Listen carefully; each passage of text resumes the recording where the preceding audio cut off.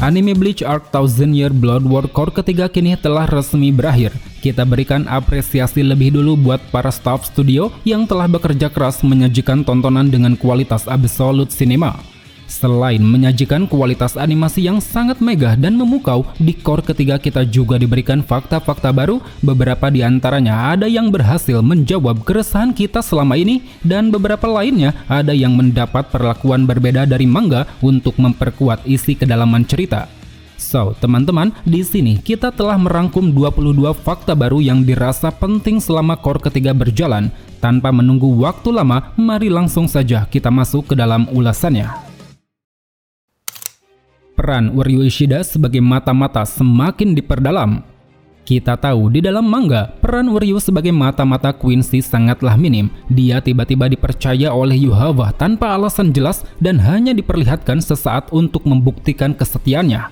Namun untungnya hal itu mampu ditutupi di core ketiga, di mana Uryu banyak sekali tampil menunjukkan betapa seriusnya dia ingin mendapat kepercayaan Yuhava beserta para Shuzzable. Dimulai dari aksinya melawan Senjumaru, dia langsung menunjukkan kemampuan antitesis yang membuatnya berhasil menghancurkan bangkai Senjumaru.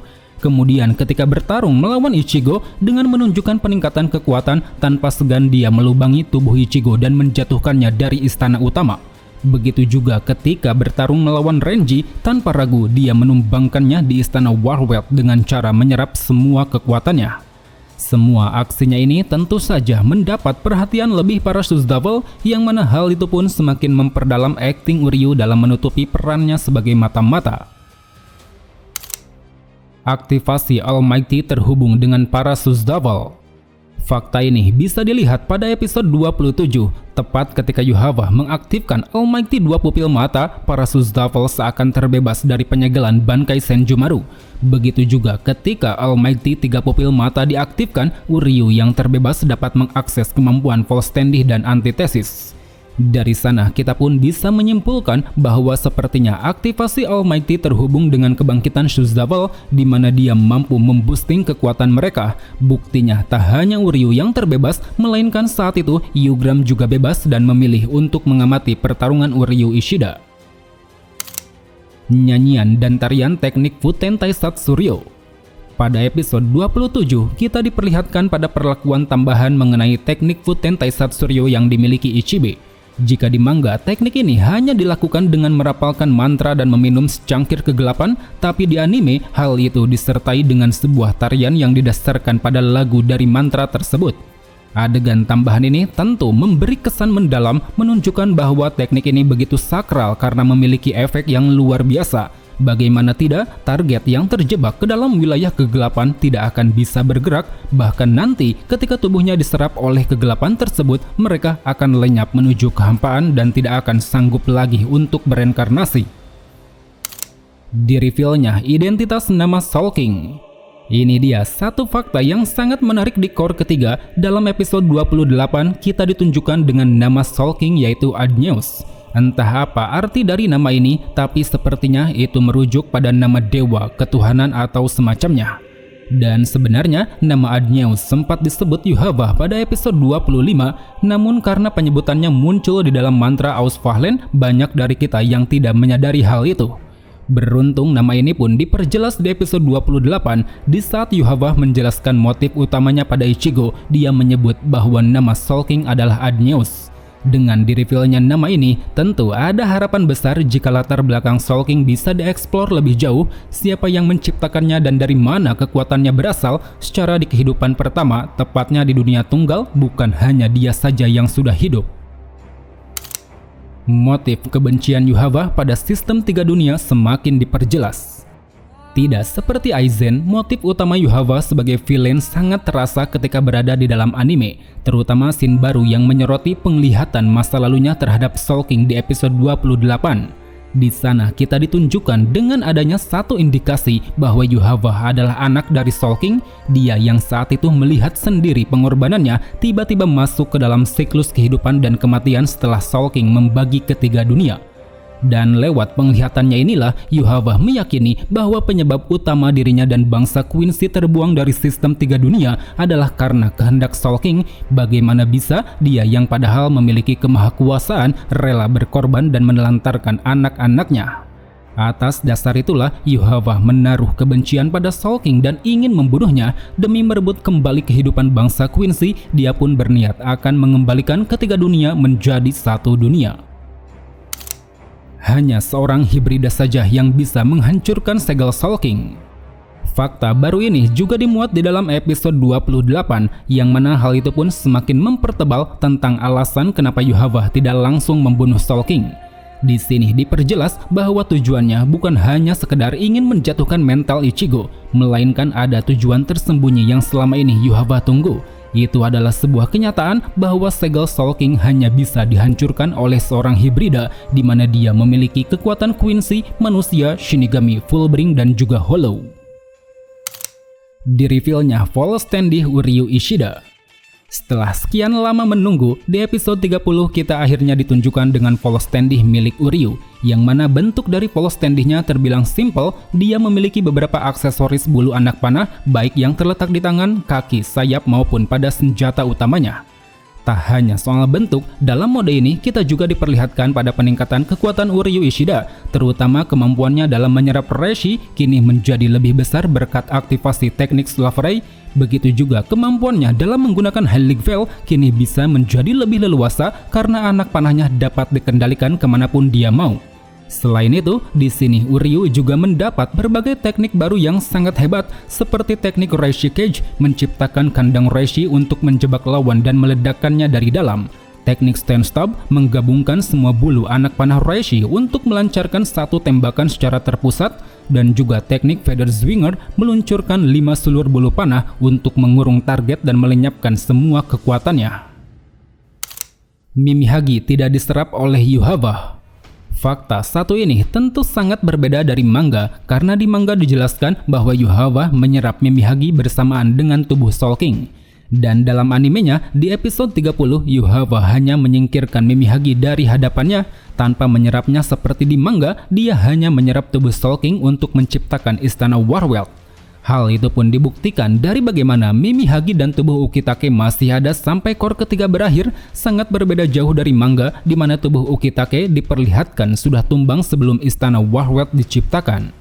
Melihat fakta baru ini, sekilas kita pun menduga apa nanti Mimihagi akan mendapat peran penting di akhir pertempuran core keempat, ataukah jangan-jangan ini hanya sebatas penguat untuk menjawab kenapa Yuhava yang sudah menyerap tubuh Soul King tidak segera menyatukan ketiga dunia. Sado dan Ganju mendapat porsi untuk menunjukkan aksinya. Selama mangganya tamat, mungkin hanya ada 2 panel yang menunjukkan aksi Sado dan Ganju, yaitu di chapter 650 saat Sado menerjang Askin, dan juga di chapter 661 saat mereka berdua dihadang oleh patung-patung raksasa. Namun untungnya, di core ketiga kemarin, Sado dan Ganju mendapat sedikit porsi untuk beraksi. Seperti di episode 29, mereka berdua terlibat ke dalam serangan kombinasi bersama Yoruichi, di mana Ganju mengerahkan teknik pasirnya untuk mengelabui pandangan Yuhava, dan juga Sado yang mengerahkan teknik tinjunya yaitu Brazo Izquierda del Diablo. Begitu juga di episode 30, mereka berdua termasuk Inoue berupaya menghadang para Suzdaval, dimulai dari Ganju yang melancarkan bom peledak kembang api, disusul Inoue yang menahan serangan Jarad, diikuti Sado yang melepaskan teknik tinju andalannya, dan diakhiri oleh Ganju yang berhasil menjatuhkan para Suzdaval melalui lubang pasirnya. Ichigo pernah mengunjungi Kyogoku. Fakta baru ini muncul di episode 32, diakui langsung oleh Ichigo saat mengatakannya pada Riruka, dan juga dikonfirmasi di dalam eye-catching episode tersebut bahwasannya Ichigo pernah mengunjungi Kyogoku pada saat dirinya berinteraksi dengan Shinenju. Dari fakta ini kita pun bisa menyimpulkan bahwa sepertinya elemen di movie pertama masuk ke dalam cerita canon, mengingat dalam movie-nya berjudul Memories of Nobody, kita ditunjukkan pada keterlibatan Ichigo di dalam dimensi Kyogoku bersama objek Shinenju yaitu Sena. Kondisi para Shinigami lain yang ikut ke istana Warwell. Pada episode 33, kita ditunjukkan dengan adanya sebuah perlakuan berbeda dari manga, yaitu ketika Lille membidik kelompok Kyoraku dari jarak jauh. Di sini tak hanya Hisagi saja yang terkena tembakan, melainkan sebagian Shinigami lain juga tak luput dari tembakan Lilubaro, seperti wakil kapten divisi 2 yaitu Marechio Omaida, kursi keempat divisi 13 Kione Kotetsu, kursi ketiga divisi 13 Sentaro Kotsubaki, dan juga wakil kapten divisi 4 yaitu Isane Kotetsu. Perbedaan scene yang ditunjukkan ini tentu sangat berguna menjawab pertanyaan kita dari dulu tentang kemana dan bagaimana kondisi para Shinigami lain yang ikut ke dalam istana Warweld, dan hal itu pun terjawab di sini dengan diperlihatkannya bahwa mereka telah tumbang sejak awal. Teknik baru yang didapat Abaryu Renji. Sebagai salah satu karakter yang cukup disukai autornya, Renji mendapat teknik-teknik baru dari kemampuan Bankai So Zabimaru, yang mana hal itu dia keluarkan pada saat pertarungan melawan Uryu di scene tambahan episode 33. Terhitung ada 4 teknik baru yang dikeluarkan Renji di sini. Pertama yaitu teknik Zazeka, merubah bilah bankainya menjadi pedang cambuk yang dapat diluncurkan. Kedua, teknik Hihi Tensho menghasilkan kerangka-kerangka tangan besar dari bulu tameng untuk mencengkram tubuh lawan. Ketiga, teknik Hikotsu Taiho melepaskan tembakan energi padat melalui satu kerangka tulang Zabimaru. Dan keempat, teknik Zagezeko menghasilkan badai energi berskala besar yang dapat diluncurkan dengan dampak kerusakan luar biasa. Meninas dan Candice dijadikan zombie oleh Giselle. Mungkin banyak dari kita yang tidak mengira tentang kenyataan satu ini, karena memang jika mengacu pada novel, tubuh Manny dan Candice diambil oleh Mayuri di Soul Society untuk dijadikan subjek penelitian seperti para Arrancar. Dan di episode 36, kita pun mendapat sesuatu yang berbeda di mana Giselle memunculkan Manny dan Candice sebagai zombinya bersama Bambi. Bahkan tak hanya itu saja, ada hal baru yang ditunjukkan di sini, yaitu terkait aksesoris full standing Giselle yang dikenakan oleh Manny dan Candice, yang mana hal itu pun menimbulkan satu pertanyaan, bagaimana bisa Giselle yang sudah terkena Ausfallen masih bisa mewujudkan ekstensi full standing pada zombinya. Pedang Yugram didapat dari reruntuhan kastil. Pada episode 38 yang menyoroti masa lalu Yugram dan Busby, kita mendapat satu shot tambahan terkait pedang milik Yugram, yang mana ternyata pedang tersebut didapatkannya dari reruntuhan kastil keluarga Busby setelah dihancurkan oleh Yuhava. Sekilas fakta baru ini terkesan tidak begitu bernilai, tapi nanti di akhir pertempuran kita akan disuguhkan pada plot twist tak terduga dari Yugram, di mana nantinya pedang itu akan menjadi bagian dari sisi penguat motivasi Yugram selama ini. Yugram dan Busby telah hidup 1000 tahun lalu.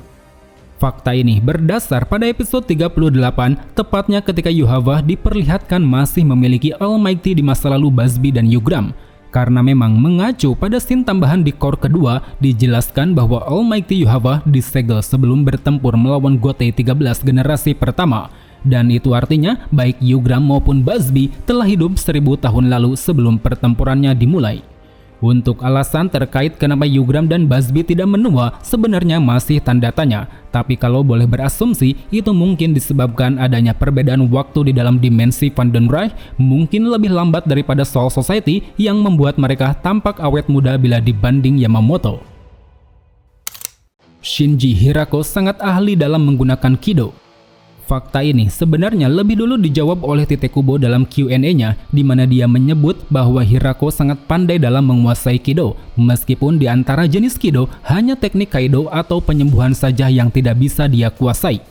Ungkapan tersebut ternyata direalisasikan ke dalam core ketiga di episode 39. Di hadapan tubuh raksasa Gerard, Hirako mampu melepaskan teknik Hado nomor 91 Senjuko Tentaiho, sebuah teknik Hado tingkat tinggi yang sempat Urahara gunakan untuk memuluskan penyegelan Aizen. Aksi para Vizord di Istana Warweld. Selain menyoroti kepandaian Hirako dalam teknik Kido, di akhir episode kita juga dihadirkan dengan dua fakta baru mengenai para Vizord. Pertama yaitu Kensei dan Rojuro telah terbebas dari bayang-bayang zombie Mayuri, dan kedua yaitu semua anggota Vizord menggunakan topeng Hollow. Fakta para kapten yang menggunakan topeng ini tentu menjawab kegelisahan kita semua, yang mana kita tahu di dalam manga baik Hirako, Rojuro dan juga Kensei sedikit pun tidak pernah menyinggung atau bahkan menggunakan topeng Hollow. Buku catatan Soken adalah motif utama Uryu Ishida. Pada episode akhir yaitu episode 40, kita akhirnya ditunjukkan dengan satu plot twist dari buku catatan Soken yang telah dimunculkan di core pertama sebagai elemen baru. Dalam buku tersebut, Soken mengungkapkan bahwa Yuhava bukanlah penyelamat bangsa Quincy karena memang di masa lalu Yuhava telah bertindak semena-mena di mana dia tanpa ragu menggunakan Ausfahlen untuk merebut kekuatan dan kehidupan bangsa Quincy. Maka dari itu, Soken pun berpesan pada Quincy yang hidup di dunia manusia bahwasannya mereka memiliki tanggung jawab besar untuk menghentikan Yuhava. Apapun itu caranya, mereka harus menyelamatkan dunia ini dan melindungi orang-orang yang mereka cintai.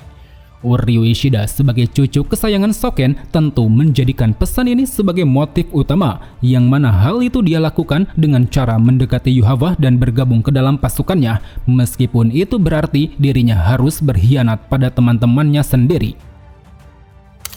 Alasan kenapa hanya Uryu yang bisa menghentikan Yuhava? Masih bersinggungan dengan motif utamanya, di episode 40 kita juga ditunjukkan pada satu perbedaan dari manga terkait alasan kenapa hanya Uryu yang bisa menghentikan Yuhava. Jika di manga, alasan ini merujuk pada Reiatsu Uryu yang bisa mengaktifkan alat Sunray Glove pemberian Soken, yang mana dengan alat tersebut nantinya dia dapat meledakkan istana Warwet melalui chip-chip yang telah disebar. Sedangkan di anime, alasan ini merujuk pada garis keturunan darah Uryu Ishida, yang mana hal itu berkenaan dengan warisan darah milik kakek dan ibunya. Melihat fakta baru yang ditampilkan di anime, kita pun menduga bahwa sepertinya Soken dan Katagiri memiliki sesuatu yang spesial. Entah apakah itu mungkin semacam penangkal Ausfahlen atau Almighty, atau mungkin saja mereka berdua sempat menjadi pelayan Yuhava dan tahu titik kelemahannya. Uryu Ishida terkena dampak Ausfahlen 9 tahun lalu. Ini adalah satu fakta menarik yang kita tunggu-tunggu. Bagaimana tidak, selama ini kita bertanya-tanya kenapa Uryu yang seorang gemis bisa terhindar dari Ausfahlen, dan akhirnya tanda tanya ini pun terjawab di episode 40 bahwa ternyata Uryu Ishida juga terkena dampak. Akan tetapi, fakta baru yang kita tunggu ini malah memunculkan tanda tanya besar karena di sini ibunya yaitu Kanae Katagiri tidak terkena dampak. Jadinya pertanyaan pun sekarang berganti, kenapa Katagiri yang seorang gemis bisa terhindar dari Ausfahlen 9 tahun lalu. Semoga saja nanti di core keempat tanda tanya ini bisa terjawab, apakah itu ada kaitannya dengan kemampuan antitesis ataukah jangan-jangan Katagiri memiliki semacam penangkal Ausfahlen yang dipasang oleh Soken Ishida. Soken Ishida sempat menjadi bagian dari pasukan Yuhava. Sebenarnya fakta ini sudah disinggung di dalam manga, cuman aku merasa di dalam anime hal itu terkesan lebih jelas, khususnya ketika Shin menyoroti Ryuken yang menyebut bahwa kunci portal yang dia gunakan adalah peninggalan Soken sebelum dibuang ke dunia manusia. Maksud dibuang di sini kemungkinan besar mengarah pada perselisihannya dulu dengan Yuhava. Buktinya di core pertama episode 3, Killge mengatakan hanya Soken Ishida yang menolak perkembangan Quincy. Ini tentu mengindikasikan bahwa dulu Soken sempat berada di kelompok Yuhava. Apalagi di sini kita juga disuguhkan pada bukti soal kunci gerbang matahari milik Soken, yang mana biasanya kunci tersebut sering digunakan para Stanritter untuk menjangkau tempat di istana Vandenrai. Di-revealnya nama anggota Suzdapal generasi pertama. Kehadiran mereka berempat di dalam anime cukup mendapat sorotan baru, yang mana hal itu bertujuan untuk menunjukkan kekuatan dan kesadisan mereka pada waktu dulu. Dimulai dari episode 24 yang menampilkan kejadian disegelnya Almighty Yuhava oleh Ichibe, episode 38 yang menampilkan pembantaian Quincy di tempat kediaman Busby, dan juga episode 40 yang menampilkan tayangan akhir kredit scene oleh Askina Levar. Dalam tayangan akhir kredit scene inilah kita mendapat nama lengkap para anggota Suzdapal generasi pertama, mulai dari pria besar dengan luka di dahi bernama Algora Lalau, pemuda dengan wajah agak feminim bernama Hubert Alexander Klech, pria parubaya dengan penutup mata bernama Johan Zeldils, dan terakhir wanita muda dengan rambut pirang bernama Nikita Deslok. Mereka berempat memiliki kebiasaan dan kepribadian yang berbeda-beda, bahkan di antara mereka ada juga yang memiliki hubungan yang saling bertentangan. Well teman-teman, itulah 22 fakta yang bisa kurangkum di core ketiga. Jika ada fakta lain yang kulewatkan atau ada yang salah dari rangkuman ini, silahkan tulis di kolom komentar. So, sampai jumpa di video selanjutnya. Salam Bleach Lovers.